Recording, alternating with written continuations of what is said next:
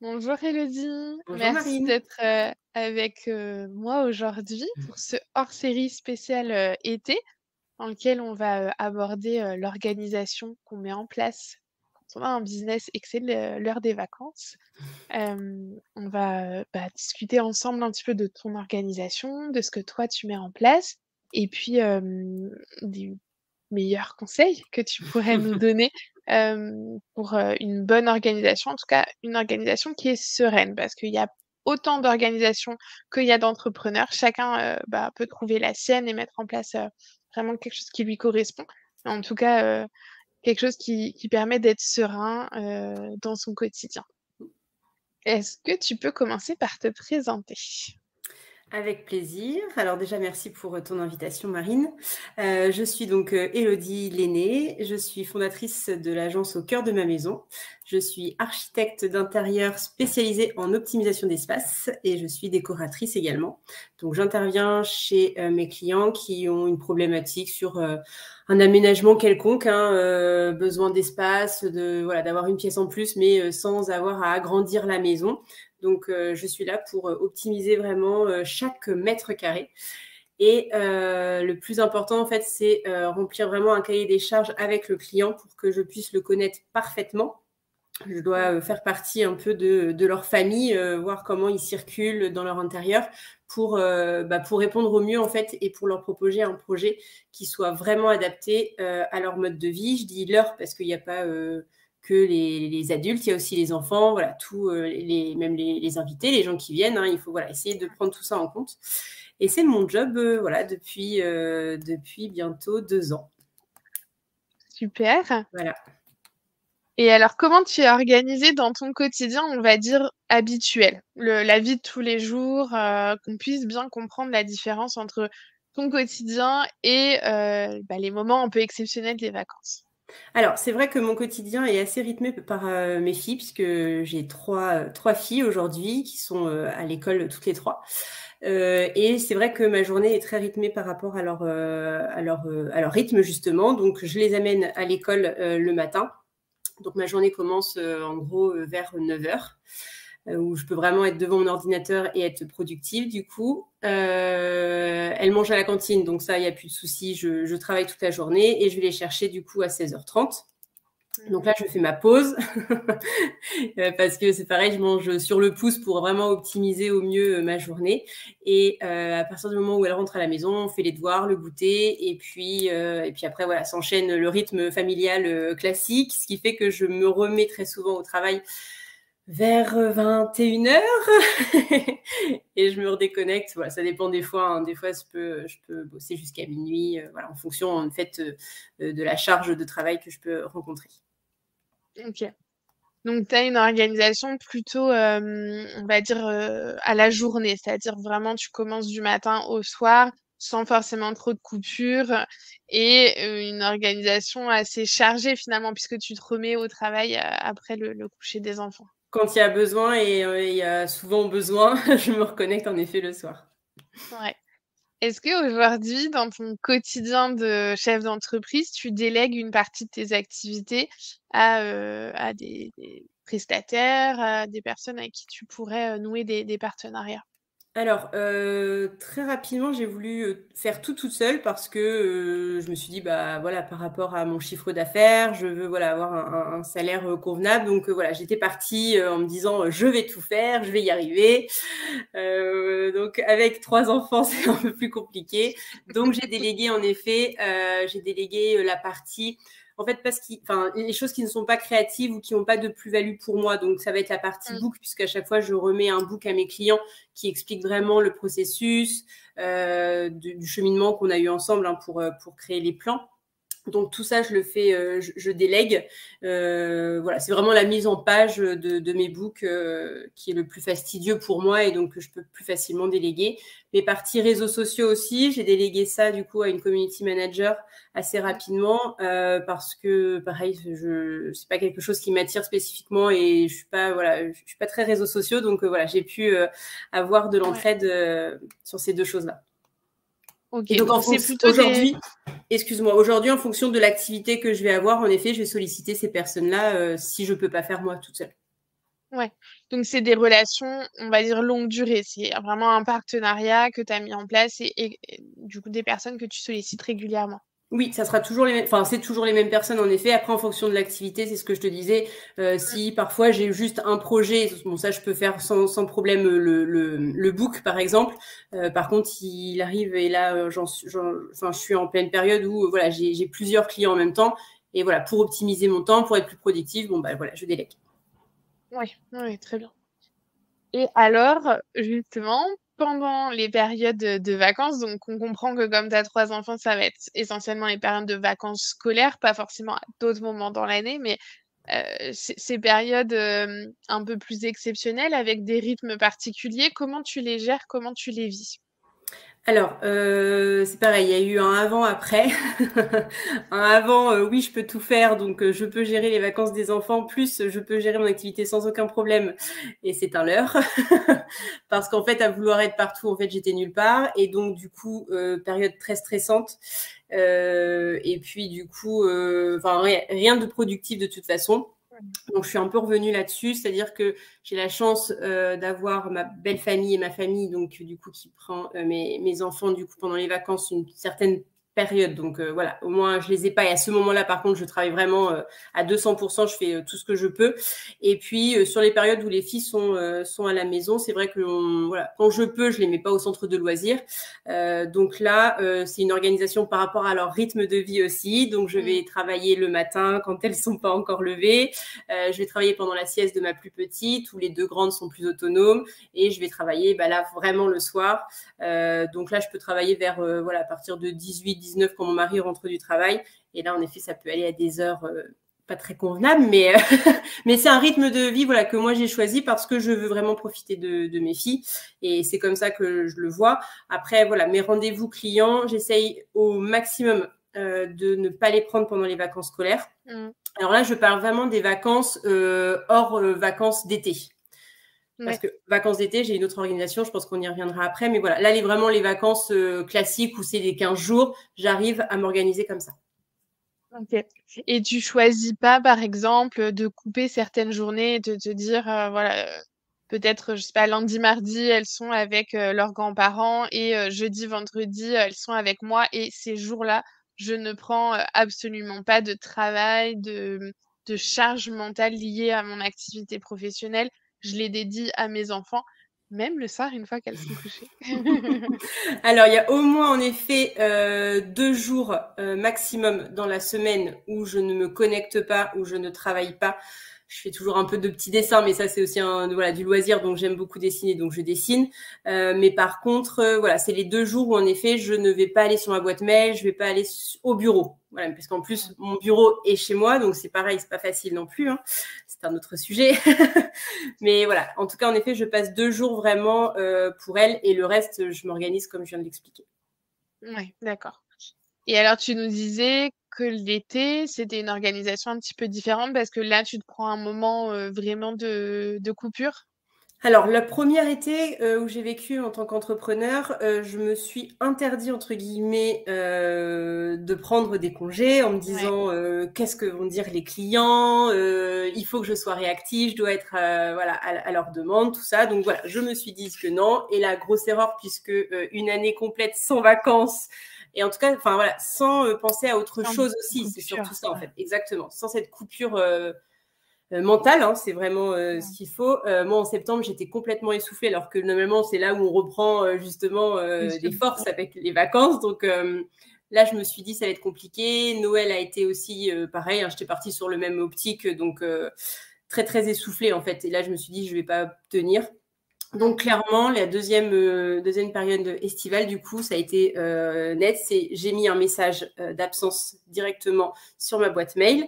La même chose sur mon téléphone pro, parce que j'ai quand même 2 téléphones bien distincts. Au moins, le téléphone pro, je peux le couper alors que j'ai envie. Et puis voilà, je réceptionne les messages et je réponds voilà, dès que je suis moi au travail.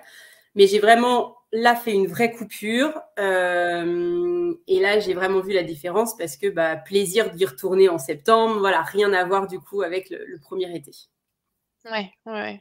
Oui, ça fait quand même, vraiment une grosse différence et ça t'a pas, justement, fait, peur ou stressé ou inquiété de, ne pas être, justement en maîtrise finalement, de ne pas ouvrir cette boîte mail, de ne pas avoir ce contact avec tes clients? Tu as réussi à être sereine dans ta coupure? Non. Bon, je te dirais ça pour ces vacances-là, les vacances d'été-là qui arrivent du coup, mais clairement, en fait, j'ai mis ce message d'absence et les notifications étaient quand même sur mon téléphone. Donc, je voyais quand j'avais une demande d'un client, je me suis dit, ah, qu'est-ce que je fais? Mais j'ai vraiment pris sur moi et voilà, à partir du moment où j'avais le message d'absence, j'ai bien indiqué quelle était ma période de congé, que je répondrais très rapidement à partir de mon retour.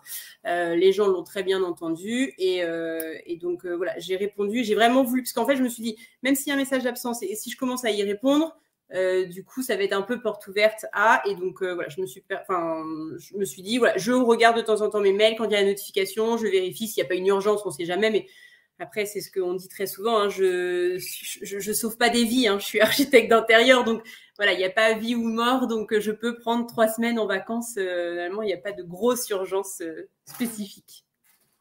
Oui, c'est ça, c'est en fait qu'il faut relativiser un petit peu, Complètement. son activité et les urgences auxquelles on peut être confronté. Alors effectivement, il y a tous ces métiers où il y a des urgences vitales. Il y a des métiers, par exemple en industrie, quand on sait que la chaîne de production, elle est arrêtée et que, bah, voilà, toute l'usine dépend un peu de la réparation de la chaîne de production. Voilà, effectivement, là, c'est des métiers un peu clés, Mm. mais l'organisation de ces métiers est faite pour que, bah, il y ait toujours quelqu'un qui soit là, disponible et qu'entre, temps, les autres puissent être en vacances. Nous, on fait pas des métiers qui ont cette, typologie-là, donc normalement, nos clients devraient pouvoir résister à notre Et absence. c'est cette petite phrase qui me permet justement en effet de relativiser, parce que des fois Mmh. voilà, on s'en fait tout un monde et à un moment voilà, je pense que les gens peuvent le comprendre, on est tous humains là-dessus. 3 semaines, c'est pas Mmh. ça qui va faire que le projet. Enfin, voilà, il n'y a pas de grosse urgence, tout est relatif, quoi. Ouais. Alors, on sent quand même dans tout ce que tu viens de nous expliquer qu'il y a déjà eu un cheminement entre les différentes, périodes de vacances, que tu avances dans la gestion, bah, de ces périodes un petit peu atypiques et que tu mets des nouvelles choses en place, en tout cas que tu expérimentes de nouvelles façons de gérer les choses. Hem, Qu'est-ce qui marche pour toi? Qu'est-ce que tu sens que vraiment ça, c'est bon, ça a marché et du coup tu vas le remettre en place à chaque fois? Et qu'est-ce qu'il y a encore, comme, petites choses à ajuster pour que tu te sentes, sereine en fait pendant cette période de vacances?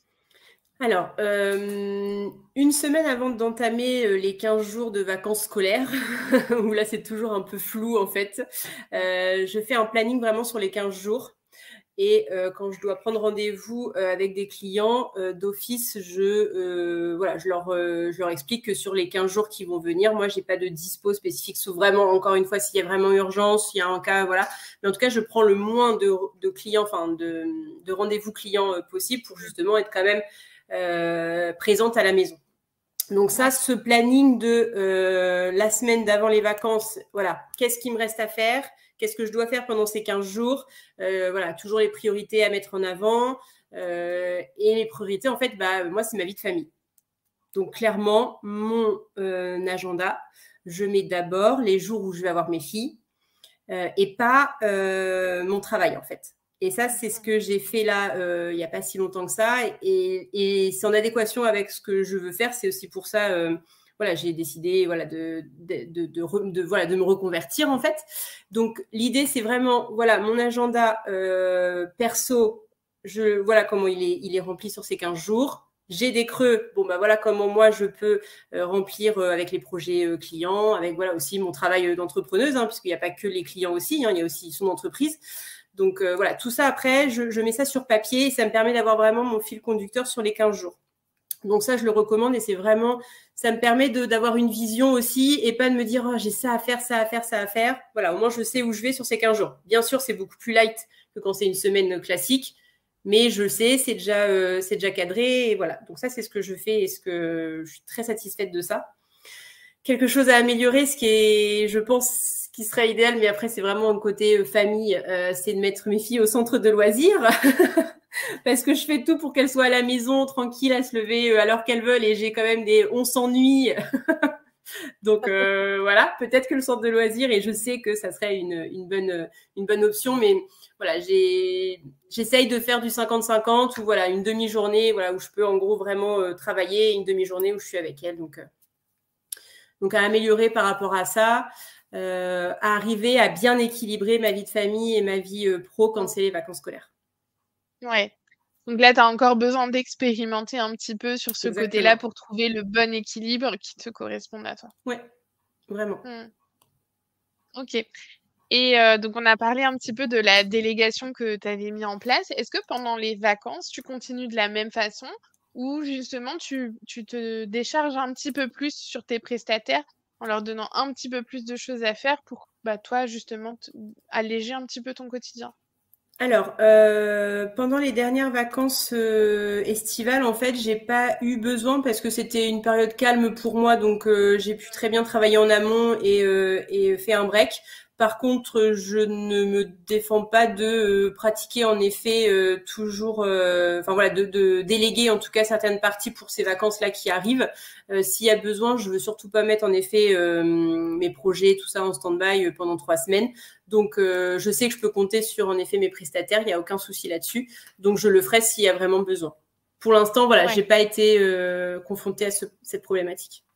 Oui, parce que finalement, tes périodes de creux correspondent aux périodes de creux de tes clients, donc ça on va dire ça se goupille bien pour toi. Complètement. C'est pas des périodes Oui. charnières qui seraient de grosse envergure.